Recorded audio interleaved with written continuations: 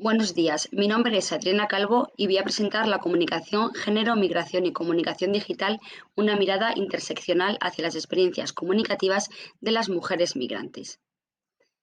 Los grandes avances tecnológicos de los últimos años han facilitado el proceso migratorio a centenares de personas que abandonan sus lugares de origen y vuelan hacia un nuevo país. En Europa, los flujos migratorios han sufrido ciertos cambios durante los últimos años, como la entrada de afganas y afganos a mediados de 2021 o la llegada de ucranianas y ucranianos a Europa desde febrero de 2022. Sin embargo, una de las principales transformaciones que han experimentado ha sido el aumento de mujeres migrantes fruto de factores políticos, económicos y sociales que van desde la gran demanda de mano de obra en sectores altamente feminizados como el de los cuidados hasta las situaciones de violencia generalizada en sus países de origen. Durante décadas, los procesos migratorios han sido analizados, en su mayoría, desde la mirada del hombre que migra solo en busca de mejoras de condiciones de vida laborales y económicas o con el objetivo de enviar remesas a sus familias. Sin embargo, la realidad es bien distinta. Por eso, la delimitación de este tema de estudio surge de la invisibilización de las mujeres en la esfera política y mediática y de la necesidad de hacer visibles sus experiencias comunicativas durante el proceso migratorio. Bien, antes de continuar, es preciso delimitar qué entendemos por una persona migrante. Pues de acuerdo con las Naciones Unidas, una persona migrante es alguien que ha residido en un país extranjero durante más de un año, independientemente de sus causas de su traslado o de los medios que ha utilizado. De acuerdo con esta definición, en España el 11,6% de las personas empadronadas, es decir, que se han registrado en el listado de personas que viven en un país, son extranjeras. Este dato es relevante porque no es necesario tener un estatus administrativo regular para su inscripción. Además de ese total, el 49,9% de las personas empadronadas son mujeres. Estos datos revelan que los varones migrantes no son el único agente en el proceso migratorio, sino que las mujeres migrantes también tienen un rol principal en la migración internacional. Por otro lado, una persona migrante se puede encontrar en una situación administrativa regular o irregular en función de tres aspectos: de la entrada, si es regular o es irregular; de las condiciones del visado, si tiene permiso de residencia o si no lo tiene; o del tipo de trabajo que tiene, si es irregular o si es regular. En cuanto a las cifras de migración irregular, aproximadamente el número de personas migrantes irregulares residentes en España está en la horquilla entre los 390.000 y 470.000 personas, según el informe por causa elaborado en 2020. De total de personas migrantes irregulares, el 55% son mujeres y el 77% proceden de América Latina, principalmente de países como Colombia, Honduras y Venezuela. Además, la principal vía de entrada es aérea, es decir, a través de la frontera aérea con un visado de turista y por avión, con un visado de turista que está 90 días como turistas en el país de destino y posteriormente prolongan su estancia hasta encontrarse de manera irregular. Numerosos son los factores que empujan a mujeres a emigrar a otros países. Cada vez son más mujeres las que emigran solas o como cabeza de sus familias, lo que representa una oportunidad clave para su empoderamiento e independencia económica. Los factores económicos son una de las principales causas de la migración femenina internacional. Según el informe por causa elaborado en 2020, la inmensa mayoría de quienes se desplazan lo hacen por motivos laborales o económicos, pues es una de las palancas más rápidas y eficaces para escapar de la pobreza y obtener mayores recursos. Incluso muchas mujeres migrantes se convierten en las principales ahorradoras de sus familias. Gracias a las remesas que envían, aumentan el sustento financiero de sus familias y contribuyen a mejorar las economías en sus hogares de origen. Por otro lado, la internacionalización del trabajo doméstico es un factor clave para comprender los procesos migratorios femeninos. Muchas mujeres se trasladan hacia España como respuesta a las demandas del mercado global femenino, principalmente en el sector doméstico. Según las Naciones Unidas, aproximadamente un 13% de todas las mujeres migrantes alrededor del mundo encuentran trabajo en el sector doméstico, en el de cuidados, como limpiadoras, niñeras, housekeepers, etc. Sin embargo, hay otros factores sociales que son clave para comprender los procesos migratorios femeninos, como es el caso de la violencia generalizada e inseguridad en sus países de origen. En un estudio realizado por Malwine en 2020 para aquellas mujeres que proceden de América Latina, en algunos casos la precariedad económica se mezcla con situaciones de vulnerabilidad como conflictos familiares o la violencia de género, lo que hace que deseen escapar de sus países de origen. Además, en países con estructuras patriarcales muy fortalecidas o donde las relaciones de poder entre hombres y mujeres son muy desiguales y se crean sistemas de opresión hacia la mujer, el proceso migratorio puede utilizarse como una vía de escape. Por último, aunque se haya producido cambios importantes en la migración femenina, siendo las mujeres en numerosas ocasiones el primer eslabón en la cadena migratoria, todavía la reagrupación familiar sigue siendo un factor relevante. En total, alrededor de 1,9 millones de nuevos migrantes se trasladan a países de la OCDE por razones familiares, según el Migration Data Portal. Como fases de la investigación, se han llevado a cabo 5 fases. La primera es el planteamiento del problema. Tras la revisión bibliográfica, se ha identificado un problema específico y se ha centrado la atención en ese tema. En la segunda fase se han elaborado las preguntas de investigación y los objetivos con el fin de dar respuesta a ese tema o a ese problema que se ha planteado anteriormente. Después se ha diseñado la metodología que se va a utilizar, se han establecido las herramientas de recolección de los datos y se ha diseñado el abordaje, es decir, el enfoque metodológico que se pretendía utilizar para poder dar respuesta a esas preguntas de investigación. Por último, se ha llevado a cabo el análisis y se han extraído los resultados de ese análisis de datos. Con todo ello, el planteamiento del problema nace, por un lado, de la invisibilización de las mujeres migrantes, fruto de los discursos políticos y mediáticos que centran su atención en la migración masculina del hombre que migra solo, que lo hace por vías irregulares, principalmente de algún país del continente africano, pero también de un desconocimiento generalizado de la sociedad sobre la realidad de esas mujeres, lo que hace todavía que sean mucho más propensas a experimentar situaciones de exclusión social y de precariedad. Y por último, de la creación de estereotipos de mujeres migrantes que tienen la imagen o se crean la imagen de mujeres del tercer mundo que migran para acompañar a sus parejas.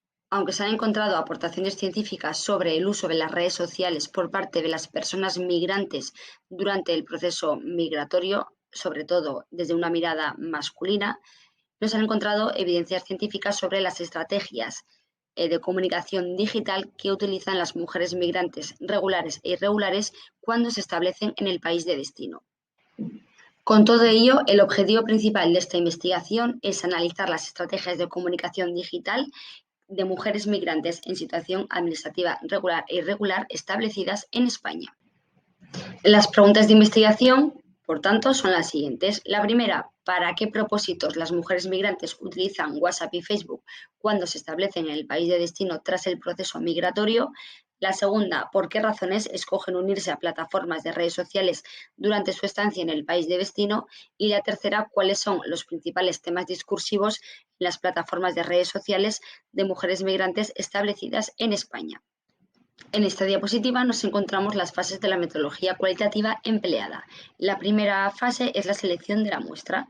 Se ha contactado con diferentes asociaciones para poder obtener nuestra muestra.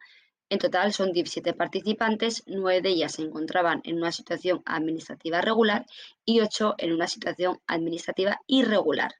La segunda fase se han utilizado entrevistas semiestructuradas con el objetivo de conocer las experiencias comunicativas de estas mujeres desde una perspectiva mucho más íntima y cercana, pero teniendo un guión estructurado.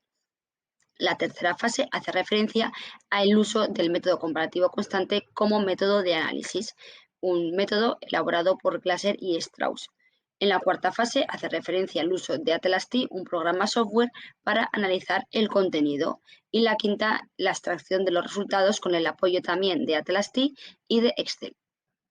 Esta diapositiva hace referencia al proceso de codificación empleado para analizar los datos.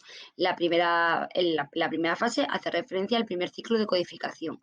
La codificación ha sido puramente inductiva. Básicamente se extraen códigos del texto. Esto es, una vez que se transcriben las entrevistas, se da un concepto a una frase que ha sido reproducida por las entrevistadas. El segundo ciclo de codificación se han añadido nuevos códigos inductivos y se han revisado los códigos iniciales, se han renombrado, fusionado y eliminado aquellos códigos que eran necesarios. El tercer ciclo de codificación se han vuelto a revisar los códigos anteriores y se han agrupado en dimensiones temáticas.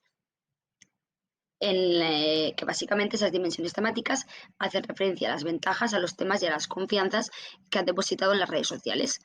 En la cuarta fase hace referencia a la creación de categorías temáticas. Se crean categorías temáticas que nacen de los códigos. Se agrupan los códigos en sus respectivas categorías temáticas. Estas categorías temáticas también son inductivas, es decir, nacen de los códigos en este caso, que esos códigos a su vez han sido también inductivos y han nacido o han sido creados a partir del texto. Por último, se miden las frecuencias, se mide la frecuencia de los códigos y posteriormente de las categorías. Se realizan las tablas y los histogramas con el apoyo de Atlas-T y de Excel. En esta diapositiva se muestran ya los primeros resultados de ese análisis de datos, el uso de las redes sociales, en este caso, según el estatus administrativo. Así podemos ver en la tabla que el 100% de las entrevistadas utilizan las redes sociales para estar en contacto con su familia en el país de origen. Además, todas ellas, a excepción de una entrevistada, están en contacto de forma diaria. Por otro lado, el 52% de las entrevistadas también utilizan las redes sociales para buscar trabajo, independientemente de su estatus administrativo. De ese 52%, la mayoría lo hace de manera diaria. Por otro lado, no se muestran grandes diferencias sobre el uso de las redes sociales en función del estatus administrativo. Sin embargo, es cierto que la mayoría de las mujeres que se encuentran en una situación administrativa irregular utilizan las redes sociales para informarse sobre cómo regularizar sus papeles. En esta diapositiva aparecen los resultados sobre la relación de las ventajas de las redes sociales en función del estatus administrativo. En el eje horizontal aparecen las ventajas de las redes sociales, es decir, las categorías temáticas que han nacido de los códigos y que hacen referencia a las ventajas de utilizar las redes sociales.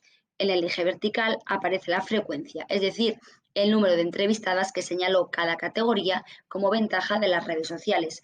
En términos generales, sin tener en cuenta el estatus administrativo, el soporte de las aplicaciones es la principal ventaja de utilizar las redes sociales, concretamente gracias a las videollamadas que permiten tanto Facebook como WhatsApp.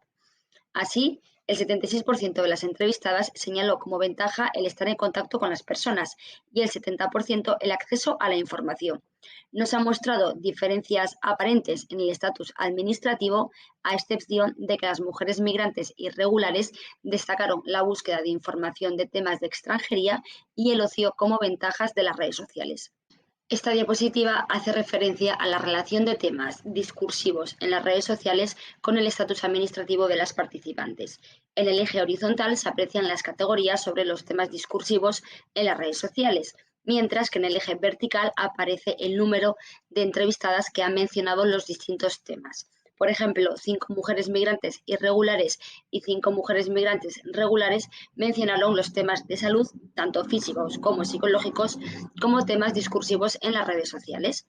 Una de las principales diferencias que se muestra en el gráfico es que aparentemente las mujeres migrantes regulares hablan más sobre temas relacionados con el trabajo, como pueden ser las condiciones laborales o la búsqueda de empleo. En términos generales, las mujeres migrantes, independientemente de su estatus, hablan más en redes sociales sobre temas familiares y de amistades, temas sobre extranjería, como regularizar su estatus, o temas relacionados con el proceso migratorio y temas laborales. Este apartado hace referencia a los motivos de confianza y desconfianza en las redes sociales, concretamente en Facebook y WhatsApp, por parte de las mujeres migrantes. Las categorías señaladas son los motivos de confianza y desconfianza. El control de los contactos en WhatsApp y Facebook es el principal motivo de confianza para las mujeres migrantes, independientemente de su estatus administrativo. Cabe destacar que aparentemente las mujeres migrantes irregulares señalaron más motivos de confianza que aquellas que ya habían regularizado su estatus, como por ejemplo la seguridad y la privacidad en el soporte de la aplicación. En la segunda tabla vemos que la falta de seguridad y privacidad es principal motivo de desconfianza por parte de las mujeres migrantes regulares, seguido del hackeo y las estafas que se encuentran en las redes sociales. Por último, en cuanto a las mujeres migrantes irregulares, los principales motivos de desconfianza son el tipo de soporte de la aplicación y los falsos perfiles. Bien, ya tenemos nuestras primeras conclusiones que dan respuesta a las preguntas de investigación, ¿no? Como primeras conclusiones, en relación a los principales usos de las plataformas de redes sociales por parte de las mujeres migrantes establecidas en España, podemos ver que el 100% de las entrevistadas utilizan las redes sociales para estar en contacto con sus amigas y familiares en el país de origen. Además, el 52% de las entrevistadas utilizan las redes sociales para buscar trabajo, mientras que el 41% utiliza las redes sociales para informarse sobre el proceso de regularización u otros temas relacionados con extranjería. Como conclusiones que dan respuesta a la segunda pregunta de investigación, es decir, a por qué razones escogen unirse a plataformas de redes sociales durante su estancia en el país de destino, podemos observar que el 94% de las entrevistadas utiliza las redes sociales por el soporte de su aplicación, principalmente por las videollamadas que permite tanto WhatsApp como Facebook. Además, el 76% de las entrevistadas utiliza las redes sociales por la comunicación con las personas, principalmente por la comunicación con la familia, con amigos, con amigas o simplemente porque es mucho más fácil comunicarse a través de WhatsApp y de Facebook cuando hay una larga distancia. Y por último, el 71% de las entrevistadas utiliza las redes sociales por el acceso a la información, es decir, por el acceso a información genérica, por la facilidad o las facilidades que nos permite WhatsApp y Facebook de acceder a información sobre cualquier tipo. Como conclusiones sobre los principales temas discursivos en las plataformas de redes sociales por parte de las mujeres migrantes establecidas en España, cabe destacar que el 64% de las entrevistadas habla en las redes sociales sobre temas laborales, es decir, temas relacionados con las condiciones laborales de un empleo o sobre la búsqueda de empleo, temas relacionados con el proceso de regularización, por ejemplo, cómo conseguir los documentos regulares a través del arraigo social o el arraigo laboral, o temas relacionados con la migración en sí o temas de extranjería, pero también con temas relacionados sobre la familia y las amistades en sus países de origen o incluso en el país de destino. Finalmente, como conclusiones sobre las diferencias en el uso de las plataformas de redes sociales en función del estatus administrativo de las mujeres migrantes, cabe destacar que las mujeres migrantes irregulares entrevistadas utilizan más las redes sociales para informarse sobre el proceso de regularización. Sin embargo, las mujeres migrantes regulares hablan más sobre temas de trabajo que aquellas que no han regularizado aún su estatus. Por otro lado, las mujeres migrantes irregulares señalaron más motivos de confianza que las mujeres migrantes irregulares. En general, parece que no existen diferencias muy altas sobre el uso, las razones o los temas discursivos en las redes sociales en función del estatus administrativo, salvo en algunos aspectos muy concretos como puede ser el proceso de regularización, la búsqueda de empleo o la confianza que depositan en las redes sociales.